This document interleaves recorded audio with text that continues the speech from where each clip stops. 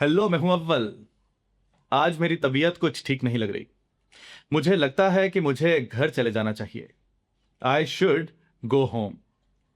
पर छुट्टी मांगने जाऊंगा तो बॉस चिक चिक करेगा, और बॉस को झेलने से अच्छा है कि मैं काम करता रहूं।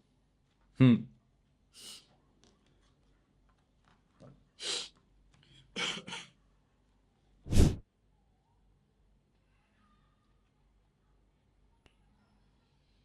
ऑफिस में काम करके दिन तो बिता लिया, लेकिन टाइम पे रेस्ट ना करके तबीयत भी खराब कर ली। अब मैं सोचता हूं कि मुझे हाफ डे की लीव लेके घर आ जाना चाहिए था। I should have come home on a half day leave. ऐसा आपके साथ भी तो होता होगा। जब मौका बीत जाता है, उसके बाद हम अपने हिसाब से सही गलत की बातें करते हैं। ऐसा करना चाहिए था, ऐसा नहीं करना चाहिए था।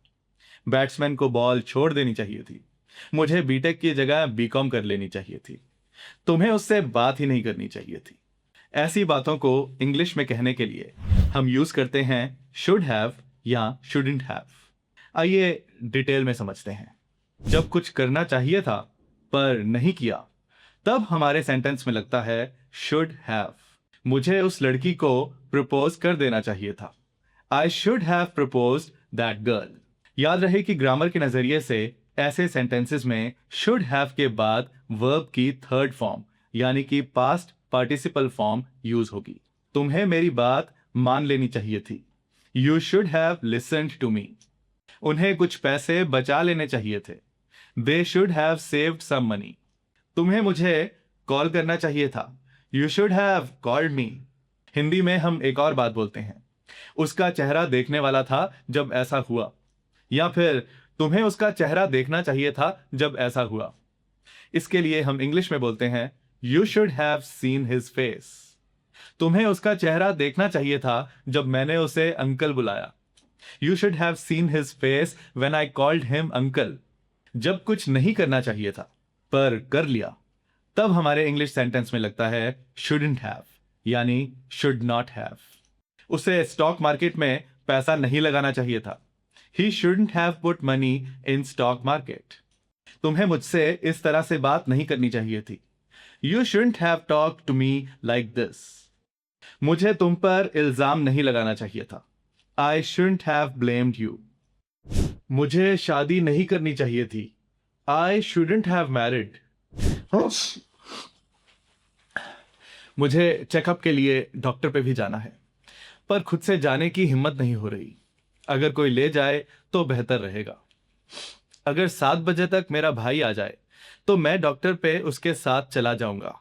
If my brother comes by 7 o'clock, I will visit the doctor with him. 7 बज चुके हैं और मेरा भाई अभी तक नहीं आया, और अब तो डॉक्टर भी नहीं मिलेगा।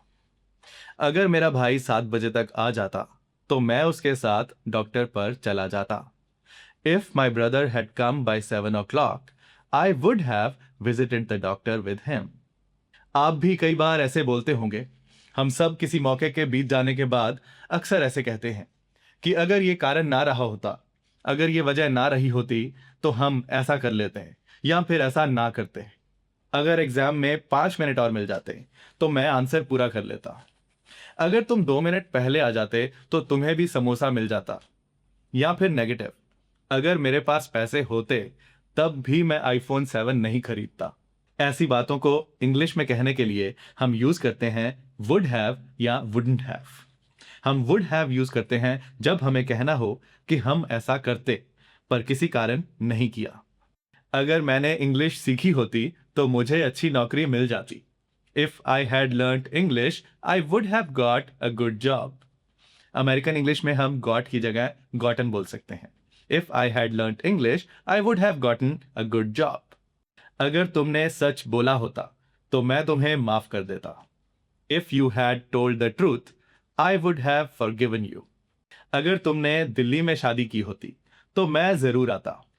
If you had married in Delhi, I would have definitely come. अगर मैं बीमार ना होता तो हम पार्टी करते। If I hadn't been sick, we would have partied.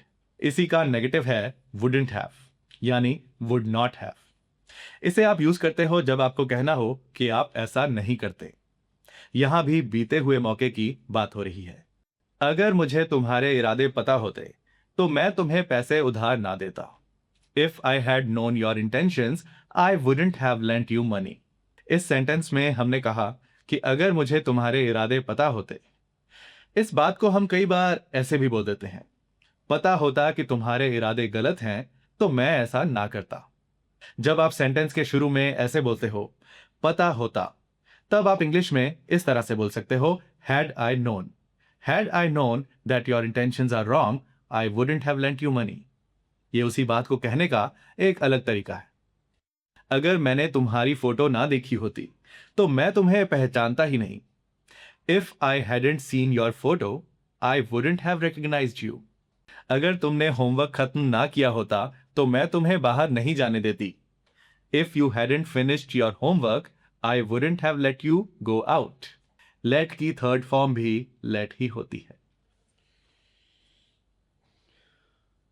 अगर मैंने अपना फ्यूचर देख लिया होता तो मैं शादी ना करता। If I had seen my future I wouldn't have married.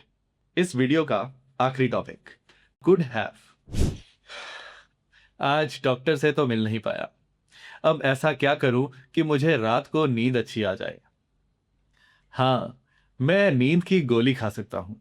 I can take a sleeping pill. पर मैंने डॉक्टर से पूछे बिना कभी दवाई नहीं खाई। सो मैं ऐसे ही सो जाता हूं, जो होगा देखा जाएगा। Good night. रात को नींद भी ठीक से नहीं आई और तबीयत भी और बिगड़ गई। कसूर तो मेरा ही है। मैं नींद की गोली खा सकता था। I could have taken a sleeping pill. आपको भी बहुत से मौकों पे ऐसे लगता ही होगा कि आप ऐसा कर सकते थे पर नहीं किया। मैं आईफोन भी ले सकता था पर मैंने उन्हीं पैसों से लैपटॉप ले लिया। तुम चाहते तो कोई अच्छी सब्जी बना सकते थे पर आज फिर बैंगन का भरता ही बना दिया। वो नौकरी भी कर सकता था पर उसने पढ़ाई पूरी करने का सोचा। आप कुड हैव यूज करते हो जब आपने कहना हो कि किसी बीते हुए मौके पे आप ऐसा कर सकते थे, ऐसा करना मुमकिन था, ऐसा करना पॉसिबल था। धीरे ड्राइव करके तुम एक्सीडेंट से बच सकते थे। You could have avoided the accident by driving slow. अगर सचिन खेला होता तो इंडिया मैच जीत सकता था। If Sachin had played India could have one the match. अब यहां हमने कुड हैव यूज किया क्योंकि हमें लगता है कि इंडिया के जीतने के चांसेस थे। इंडिया जीत सकता था अगर सचिन खेला होता।